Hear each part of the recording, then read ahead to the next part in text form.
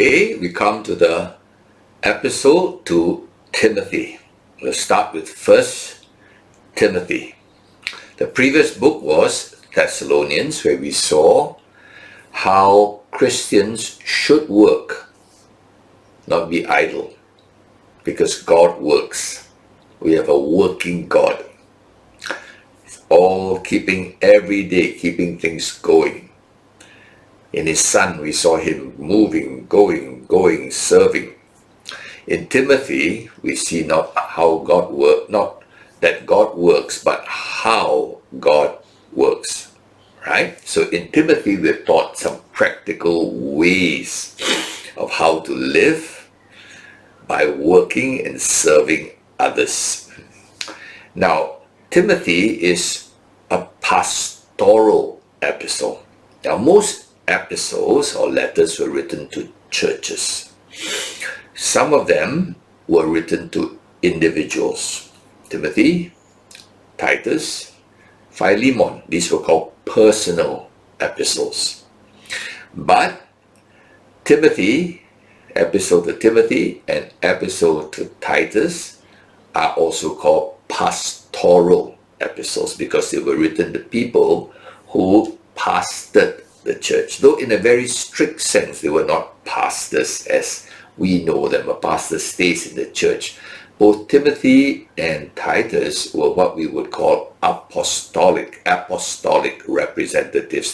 They were helping plant churches, and then when everything was established, they ordained leaders, local leaders, and they moved on. In that sense, they're different from what we think are pastors. All right, our pastors are taking care of the church, not so much going out and planting churches. They were more the moving on type, right? The word apostle means sent out, right? Now, of course, this book is more practical, as I said, how to live out our faith, especially as leaders. Okay, so Timothy was taught how to be a good leader. So it's more practical than doctrinal, and as such, it's probably a bit easier to understand. Most of the epistles, you see the doctrine comes first part, and then out of the doctrine flows certain practices. But here, it's almost all practical. Now, Paul was very old at this time when he wrote to Timothy, right? These are the last few epistles. He's about to be executed. Timothy was his son in the faith. As far as we know, Paul never got married and had a family. And so Timothy was probably the closest thing he had to family, biological family, someone that he could call his son. And so he calls Timothy my son. And he's probably his protege, you can call it that way, the one he looked forward to replace him when he was gone. That's why 2 Timothy is almost like the letter to 2 Timothy is almost like Paul was passing on his ministry to Timothy, his successor.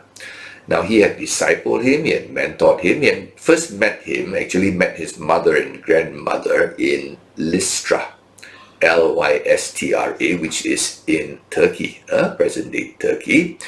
And he liked him. He started to mentor him. And actually, Timothy is just part of a team of co-workers that Paul had, right? Later, like Silas and Titus, etc., Aquila, Priscilla.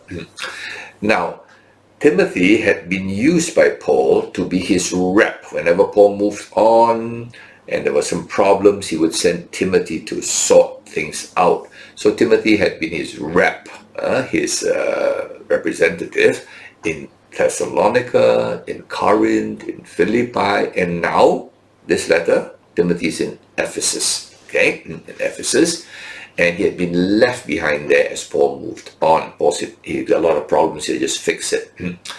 Now, Timothy also is a co-writer of many of the epistles, at least 6 of them. We know the 2 epistles to the Thessalonians, he was co-writer, 2 to Corinth, 1st and 2nd Corinthians, to Philippians, and to Philemon. So he helped to, Paul says he helped to write the letters. Okay, so co-writer.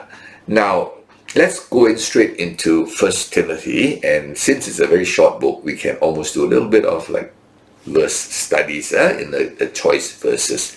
All right, let's turn to First Timothy chapter 1 verse 2. To Timothy, my true child in the faith. All right, so it's just like very special to him. In verse 3, as I urged you when I was going to Macedonia, remain at Ephesus so that you may charge certain persons not to teach any different doctrine. Now, there were people still in the church, as Paul had to move on, there were people in the church who were teaching false doctrines, okay? Actually, Paul had already warned. If you can have time, turn to Acts chapter 20 and verses 29 to 30. Paul had told them there will be wolves in your church, right? Who will teach terrible doctrines that will mess up your church, and they will come from your own people. Now, that's a generic warning, actually. Oftentimes, within the church, there are men who Satan raises up to cause problems in the church by preaching false doctrines, sowing doubts and all kinds of false doctrines. Okay? Now, typically a church goes stronger when it is persecuted from outside, like the Philippian church, the Thessalonian church. But the Ephesian church grew weaker because it was wrecked from inside. Okay? So generally speaking, it is the Satan attacks inside. If Satan causes outsiders to persecute, he's defeating himself, because persecuted churches get purer and stronger. All right? So what was their problem in verse 3? Verse 4, not to devote themselves, this is teaching doctrines, to devote themselves to myths and endless genealogies. Wow. Which promotes speculations rather than the stewardship from God that is by faith. So they went in and promoted all kinds of strange myths and endless genealogies. So they probably used the Old Testament and made all kinds of mysterious teachings about the genealogies, which you can speculate, like, is this, who's related to who, and who is got a godly line, and blah, blah, blah. All right, all these things. And so what happens is, it causes speculation in the church. Now, I realize that one of the favorite hobbies of Christians is to speculate on difficult to understand verses. I always have people asking questions about verses that are difficult to understand and frankly of very little practical value. All right? Now, why do people do that? Sometimes they're just plain curious. They want to figure out things that are very hard to figure out. Some people just love to challenge their mind. But I think when you spend time speculating, debating, you don't need to leave the classroom and go out and serve. Now, I find that is quite a common motivation, because going out is very much more difficult than sitting in. Using your mouth is very much easier than your feet and your hands. And so 90% of Christians rather sit in class and ask questions, looking very, very studious, rather than go out and just do sacrificial service. Now, Paul goes on to say that the aim of our charge, verse 5, is love that issues from a pure heart. Right? So the aim of all that we teach is love. Okay? Agape love. Looking for needs and meeting needs. Okay? That kind of. Now that is very, very, that's a goal, but it's very rare because speculation takes over. Verse 7. Desiring to be teachers of the law without understanding either what they are saying or the things about which they make confident assertions. Most people would rather be teachers of the Word of God rather than servants of God. I've noticed that. Okay, the Greek thinking is teachers are better than servants. And so the church is full of teachers and scholars and students, and very few servants and workers, right? Laborers, very, very rare. Okay, that's the goal, to produce people like Christ. Christ was never much a classroom guy. In fact, he never entered a classroom.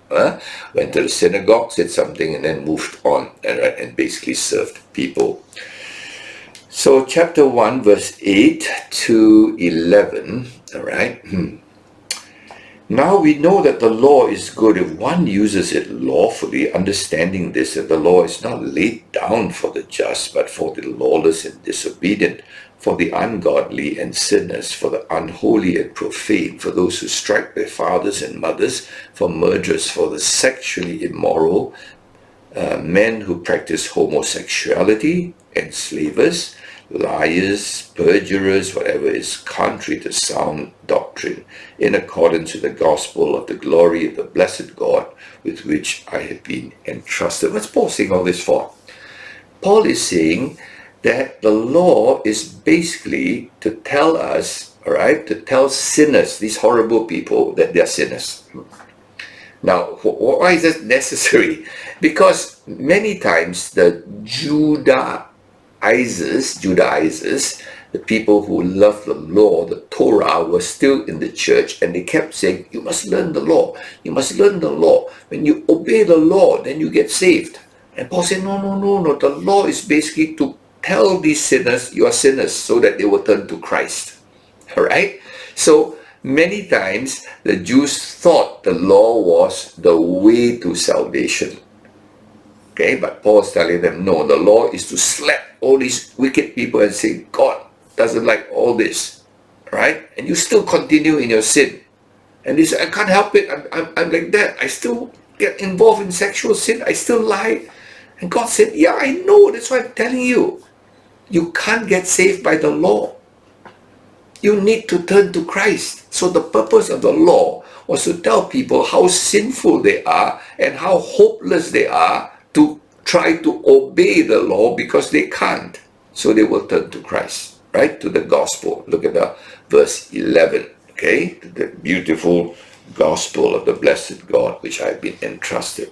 Okay, so I think that even today, many people think that there's some condition for salvation. Though we are not Jews and we don't, but still the idea you need to earn your salvation is still ingrained in the DNA of almost every human being on earth, because it is part of our upbringing, it's part of our religion, right? Of all religion. Now, verse 19, just a little side thing here. Holding faith and a good conscience, by rejecting this, some have made shipwreck of their faith, among whom are Hymenaeus and Alexander. Now, I want you to note that Paul names people, all right? And he does so quite often. He names people who should be identified. Now, there's a lot of Christianity today that is, oh, you mustn't name people. It's not right, okay? Who are you to judge? Now, never judge motives. You can't, right? Motives, only God can see the heart. But you can judge actions. And people who do wrong actions, you can name them. You should. Otherwise, how I know who to avoid? All right? So Christianity has become so mushy today, that if you stand up and identify somebody and say that man is doing wrong, oh, shouldn't do that. You shouldn't condemn anyone, you know. Oh yeah, you don't say he's doing wrong because of this. The because is not right. I cannot see why he's doing it, but can see what he is doing it. And if you can't see what he's doing, you need your eyes checked, all right? And if you don't identify it, then what's the point, all right? You have to identify, because you want people to avoid, okay? Chapter 2, let's move on quickly. Chapter 2, verse 1 to 4. First of all, then, I urge that supplications, prayers, intercessions, thanksgiving be made for all people. There's different parts of a prayer, all right? To supplicate, all right? It's to ask, all right? Prayer could be a worship, an adoration. Intercession, you pray for others, all right?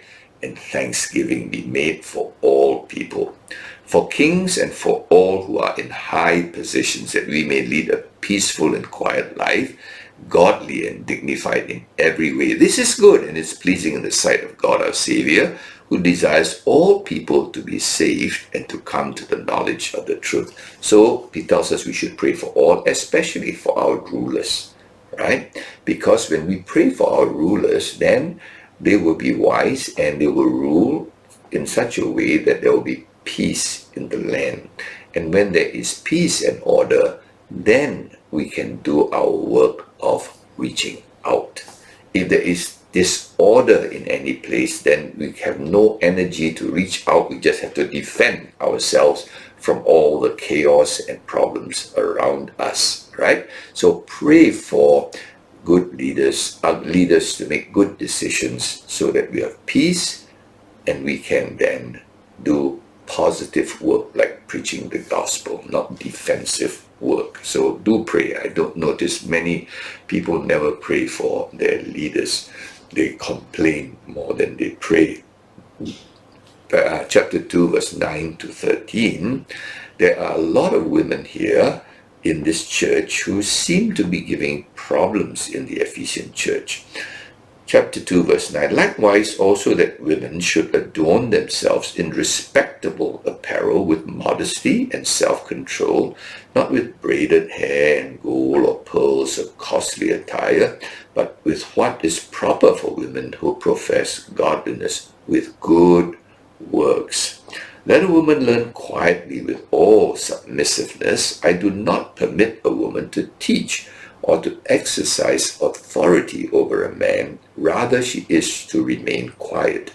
For Adam was formed first, then Eve.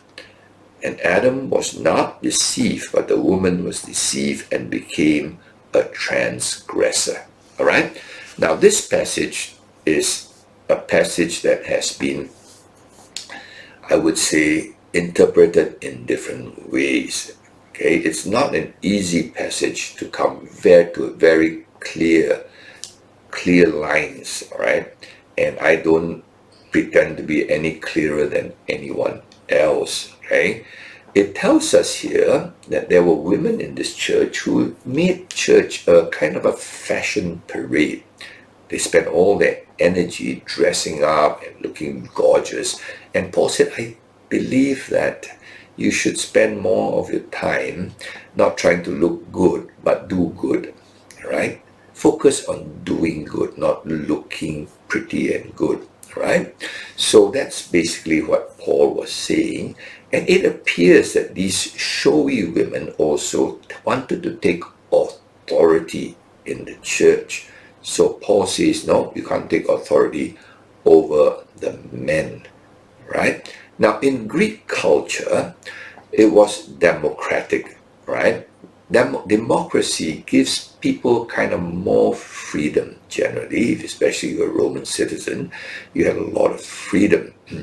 You sort of lorded over your slaves in your household.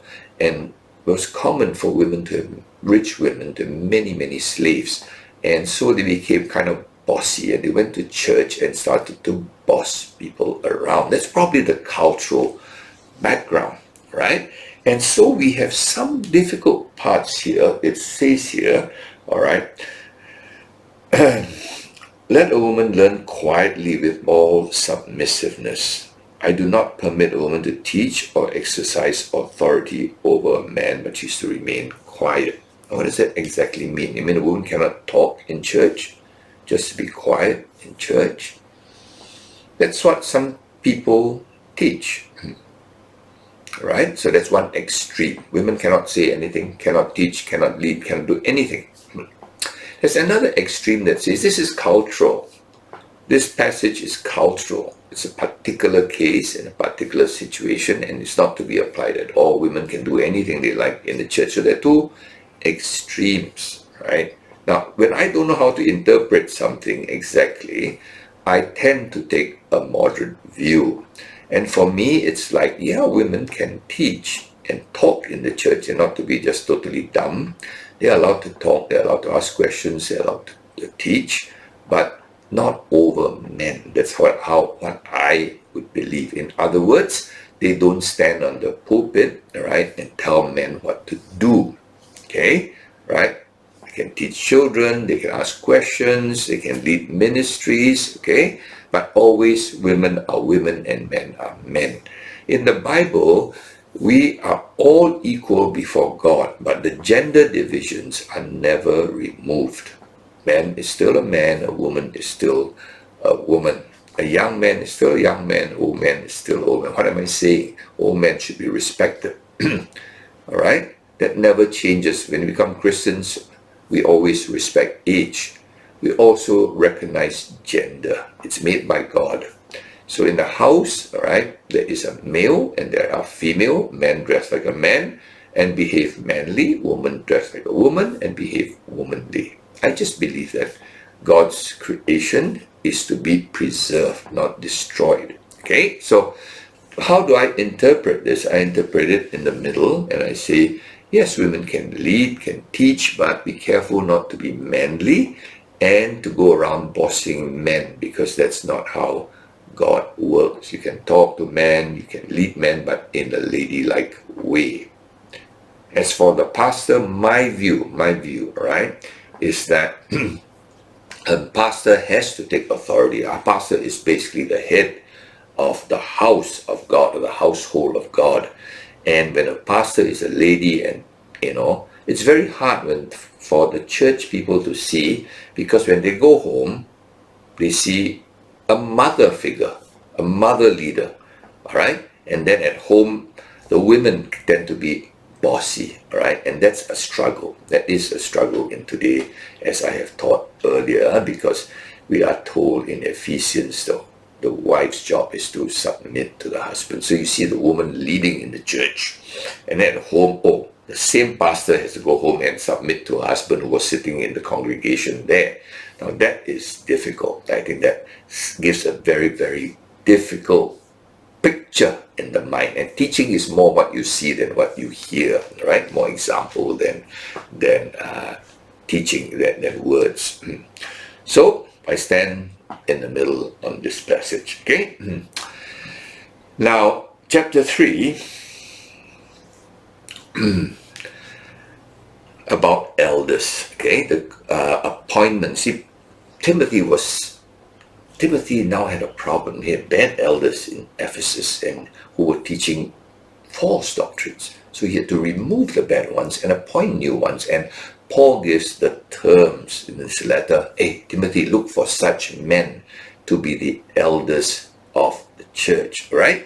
The elder here, okay, simply means people who are more mature in the faith, not older in age, okay? So you can be older, longer Christian and yet never grow up. You can be still a baby, okay?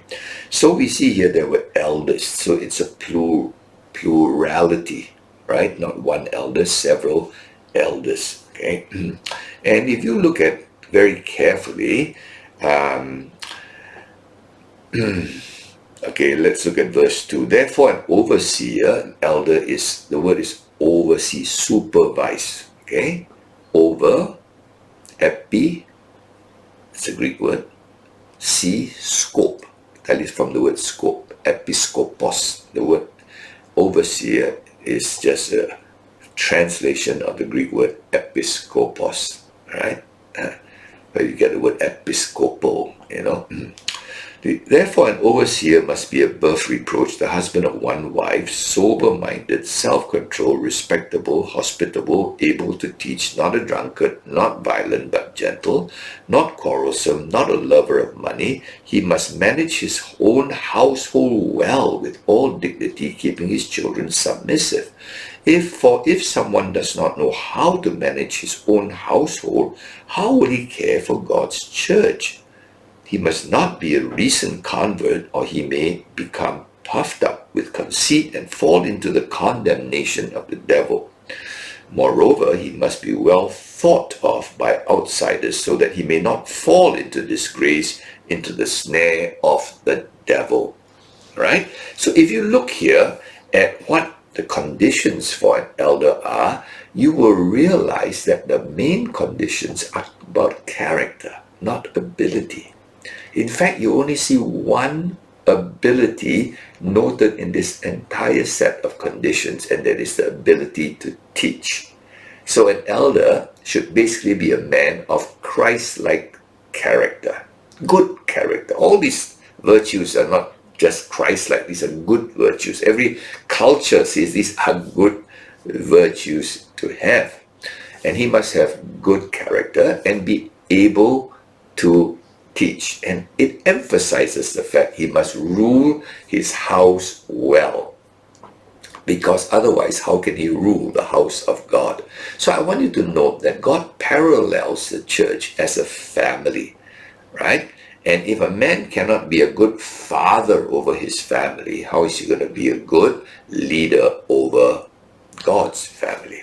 Okay, so the church should be a family, and the pastor should have a fatherly, the elders should have a fatherly role. Okay, now, of course, in those days, churches met in houses. So the likely thing is, if you had unruly children and your whole congregation, came to your house and saw the way your kids rule, you're really in trouble. Your example. You see, today you can be an elder looking very religious in church, and your house could be a total mess, and the chances are not a lot of people would see it maybe once a week for an hour or so, okay? But in those days, there was nowhere to go except your house. Your house was like the gathering place, okay? So, in other words, your character really had to show through. Today, if you can speak well and even your home is a mess, it's not such a big issue, okay?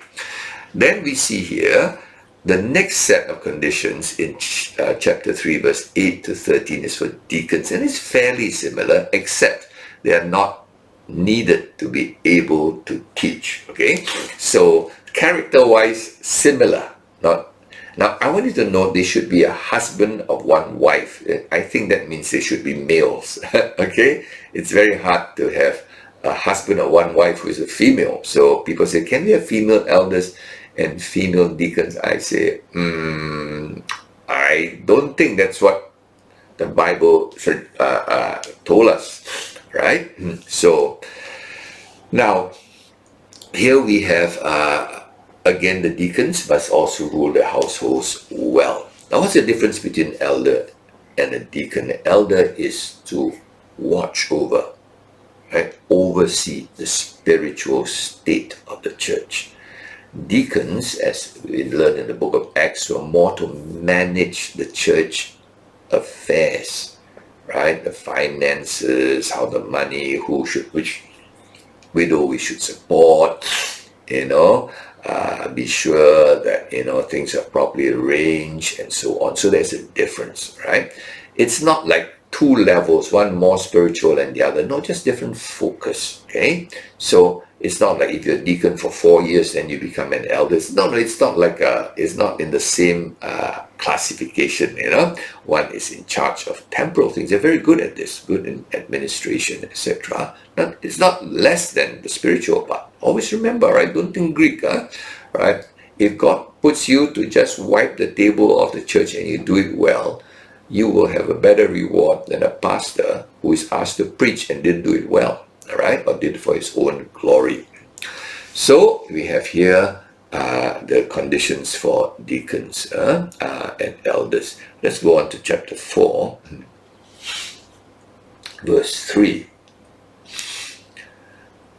Then it tells us about the errors of the church. This is one of the errors. Who forbid marriage. These people forbid marriage and require abstinence from foods that God created to be received with thanksgiving by those who believe and know the truth. For everything created by God is good, and nothing is to be rejected if it's received with thanksgiving, for it's made holy by the word of God and prayer. So these were people who came and said, these elders, these were the bad elders who taught a false doctrine. You cannot get married. It's not good to get married. Right? This is very Greek. Greek always separated the physical from the spiritual. They say you should just focus on spiritual things. Getting married is about, the physical side, your physical desires, your needs, your sexual relationships. All those are not good for spiritual. See, that's the Greek thinking. So there are some major Christian groups, Christian inverted commas groups, that say their leaders cannot get married. Okay, it came from this Greek thinking. Okay, now marriage is invented by God. There's nothing bad about it. Sex is invented by God. There's nothing bad about it. When you abuse it, yes, it's bad. Okay, anything you abuse, including food, is bad. Okay, but it's given by God and to be used with thanksgiving, right? So this is a false teaching that made some people be more spiritual because they were not married. Some more spiritual because they didn't eat certain foods. Now I tell you what's spiritual. Becoming molded to be like Christ.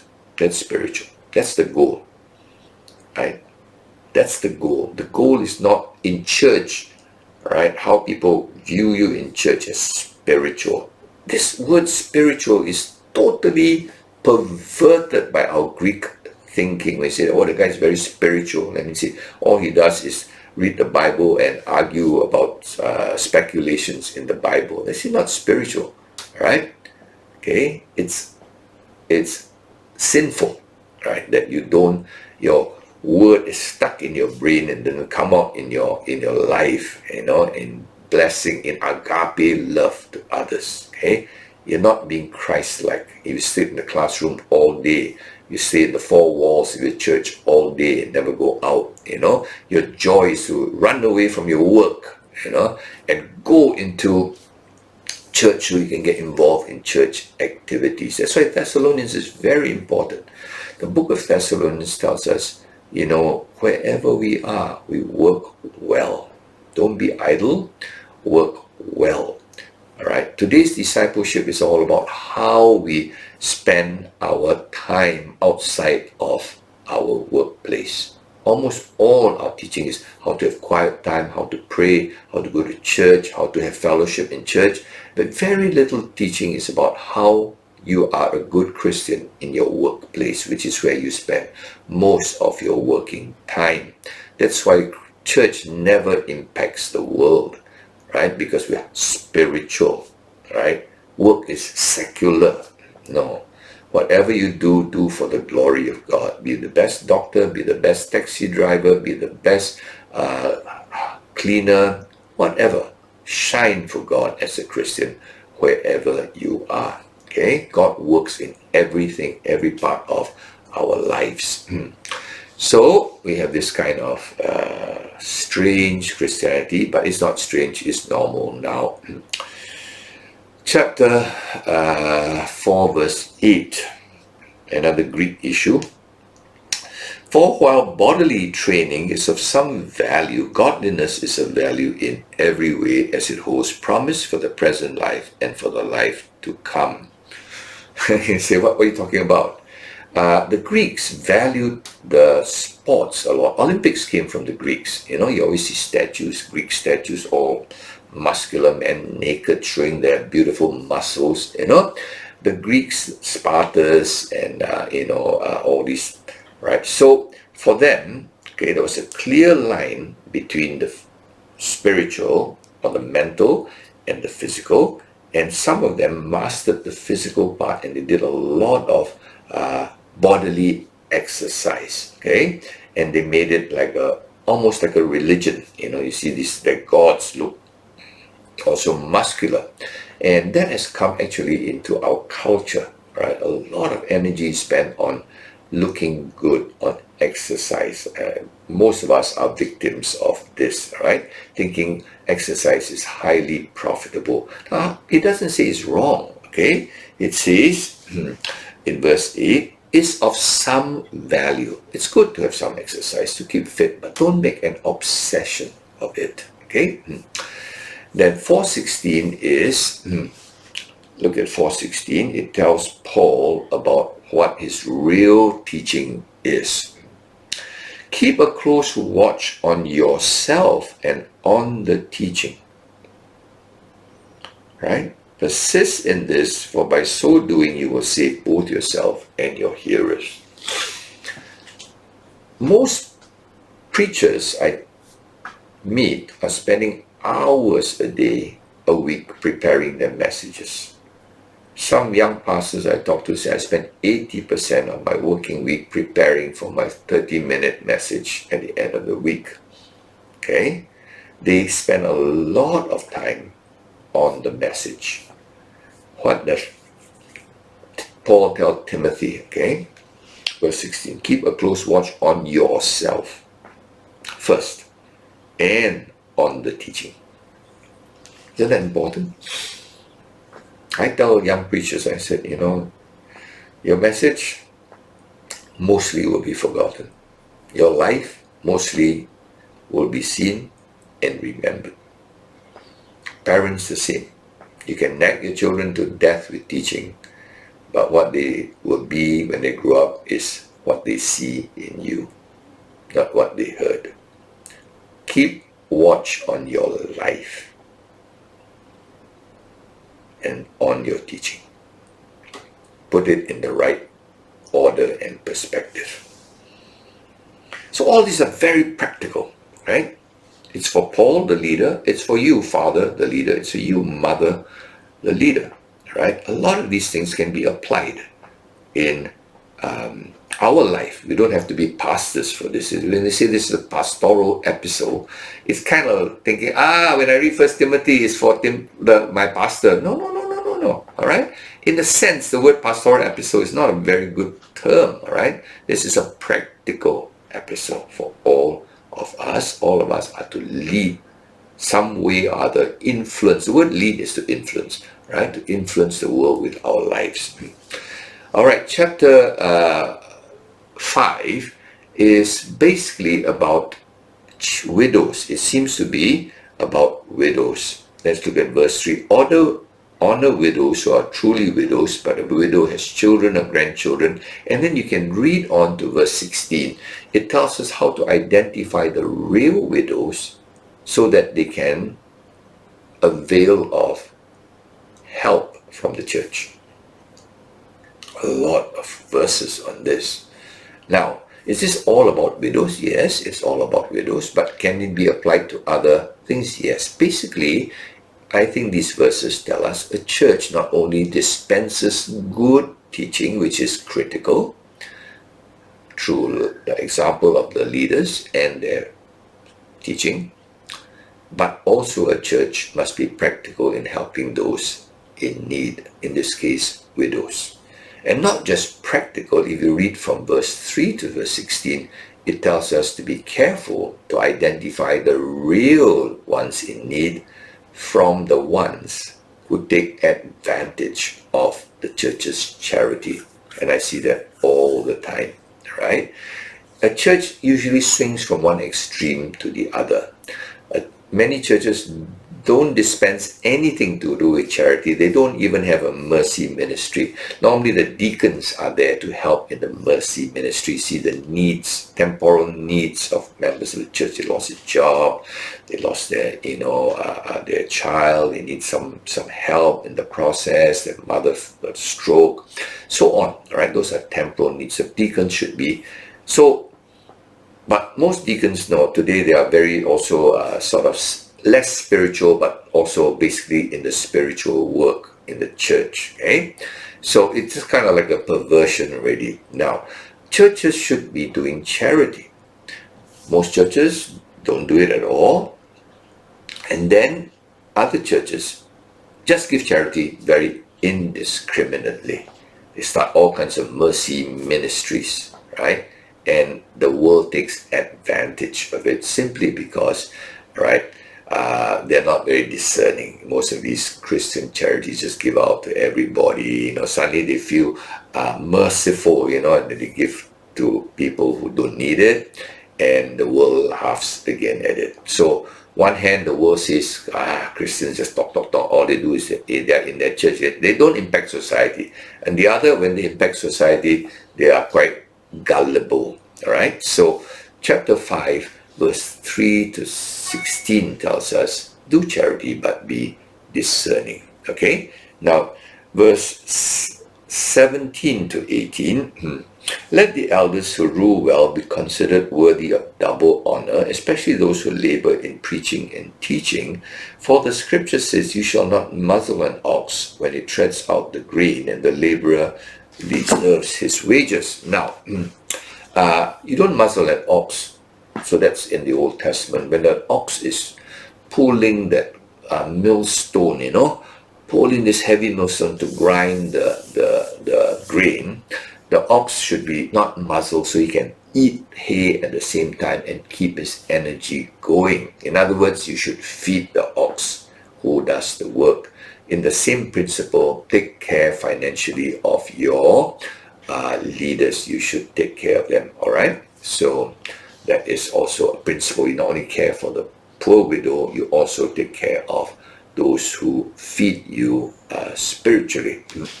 Let's go on to chapter 6. Okay. Verse 1 and 2. Let all those who are under a yoke as bondservants regard their own masters as worthy of all honor, so that the name of God and the teaching may not be reviled. Those who have believing masters must not be disrespectful on the ground that they are brothers. Rather, they must serve all the better, since those who benefit by their good service are believers and beloved. So this is about slavery. Now, the Bible never tells slaves to rebel. Slavery was very much a part of all history, human history. It's a very sad part of it, okay? But was part of it. And in the Roman household, slaves were dominant in the sense that they often outnumbered the household, all right? So Paul never said, all right, we're all equal, we're free, rebel. No. Paul reformed slavery. He said to the slaves, you're serving your masters, do a good job, because you're just glorifying God by serving them. Just like you work, wherever work you do it well, because you do it for God. Let the world see how good we are as Christians, right? But then he tells the Christian masters, right, to treat them, okay? Later on, he tells the Christian masters to treat them well. So what Paul did actually was, he did not cause a rebellion, he caused a reform. So that soon enough, the Christians who had slaves treated their slaves well, and the slaves behaved well, and slowly slavery lost its impact in the Christian world, right? Not by rebellion, but by changing it from a new heart of serving their master and the master's new heart of taking care of their slavery, and soon they freed their slaves. Okay, so the best way of reform is not rebellion, it's a new heart. And then it goes on to chapter 6 verse 6. Chapter 6 verse 6. But godliness with contentment is great gain, for we brought nothing into the world, we can take nothing out of this world. But if we have food and clothing, with these we will be content. But those who desire to be rich fall into temptation, into a snare, into many senseless and harmful desires that plunge people into ruin and destruction. For the love of money is the root of all kinds of evil. It is through this craving that some have wandered away from the faith and pierced themselves with many pangs. All right, Paul tells us that the best way to be rich is to be content. Godliness with contentment is great gain. We all want great gain in our life. We want to be advanced, right? Get more. How to get more? By getting more? No. By learning this very wonderful thing called contentment. When you're content, food tastes good. The food you eat. The clothes you wear feel good. Right? The wife you have looks more beautiful. Right? The kids you have bring you greater joy. When you are content, right, you have satisfaction. When you are greedy, even if you have something, you can never be satisfied because you want something else, right? If I have 5,000 pairs of shoes and I'm a greedy man, I don't enjoy the 5,000 pairs I have. I want the 5,001 pair that I don't have, the additional one I don't have. So contentment is great gain, right? And Paul's preparing the ground for the next episode where he tells us, you know what happens? The greedy people are often inside the church, the leaders, right? And we will see that all around, okay? Because as I said, religion is one of the easiest ways to make money, right? You can play on people's fears, right? And you don't need a lot of capital, you just need no conscience to be a religious crook, okay? So, it tells us here, be content. That's the way to go. Having food and your basic needs, be content, right? Of course, the word basic needs becomes stranger and stranger now. People have many needs now. And then finally we end with chapter 6, verse 17 and 19.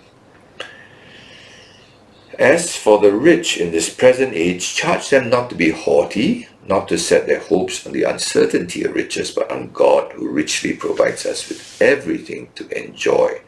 They are to do good, to be rich in good works, to be generous and ready to share, thus storing up treasure for themselves as a good foundation for the future, so that they may take hold of that which is truly life. So he tells those in the church, Timothy, tell those in the church who have money, right, to be rich in good works. Give out your money. Every dollar you give out for Christ gets invested in the bank of heaven. Not necessarily you get it back here. You get the satisfaction here. You get the rewards in heaven, right? The eternal reward. So be rich in good works. So how do you measure richness as a Christian? It's not how much you have, it's how much you gave, right? And that's true riches because you're storing it up in the bank of heaven.